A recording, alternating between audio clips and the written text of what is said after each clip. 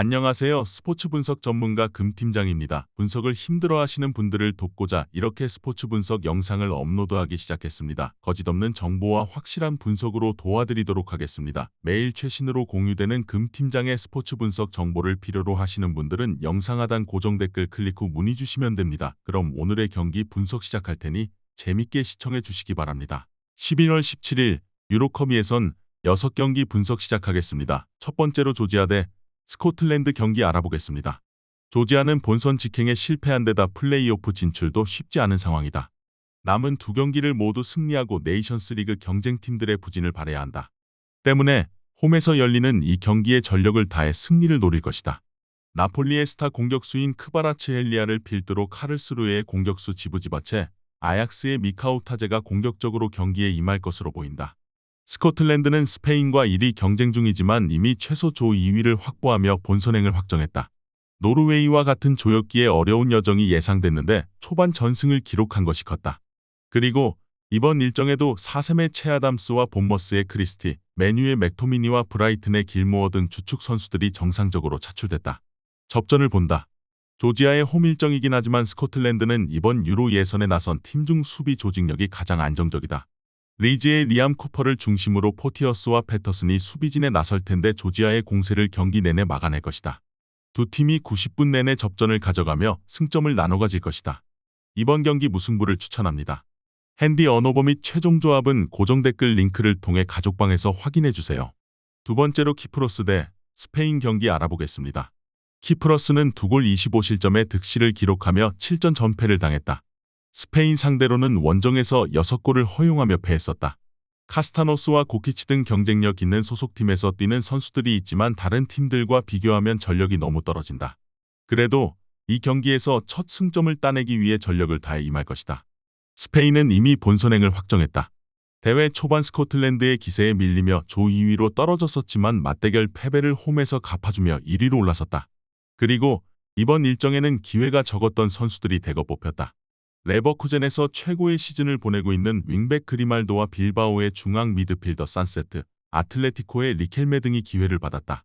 모라타와 호셀루, 카르바알 등 베테랑들이 벤치에 머물 수도 있지만 야말과 가비 등 바르샤의 신성들과 웨아자발과 윌리엄스가 공격을 이끌 것이다. 소시에다드에서 절정의 기량을 보여주던 메리노의 중원 장악 속의 경기의 분위기를 주도할 스페인이 우세할 것으로 예상된다. 이번 경기 최종 조합 픽은 아래 고정 댓글 링크를 통해 오시면 가족방에서 무료로 공개합니다.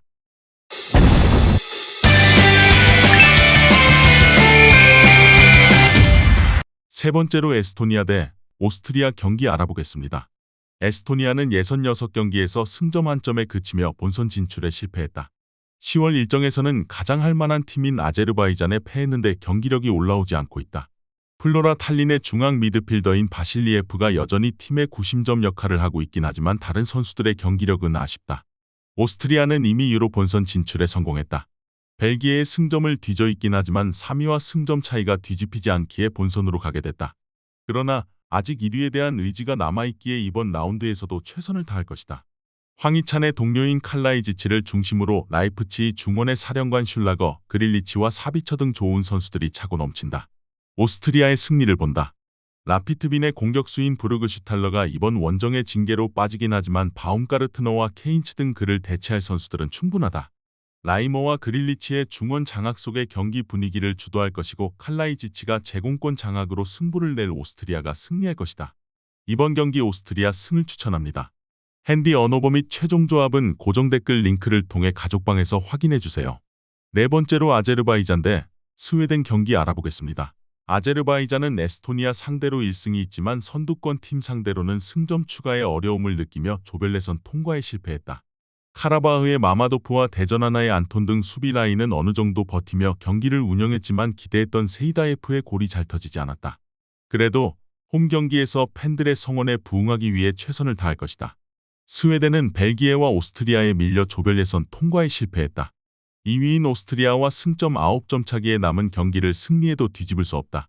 네이션스리그 순위에 따른 플레이오프도 있지만 조 최하 위기에 사실상 유로로 가기 어려워졌다. 때문에 이번 일정에는 그간 기회가 적었던 젊은 선수들이 대거 기회를 받을 수 있다. 부상 중인 이삭이 빠지고 엘랑가와 카유스테, 스타르펠트와 요케레스 등의 출전이 유력하다. 아제르바이잔 상대로는 홈에서 5골차 대승을 거두며 힘의 격차를 드러냈었기에 이번 경기에서도 선전이 예상된다. 특히 라르손과 올슨, 스반베리 등이 나설 중원의 우위가 확실하기에 상대를 경기 내내 압도할 수 있다. 콰이손과 엘란가 등이 기회를 해결할 원정팀이 우세할 것으로 예상된다. 이번 경기 최종 조합 픽은 아래 고정 댓글 링크를 통해 오시면 가족방에서 무료로 공개합니다.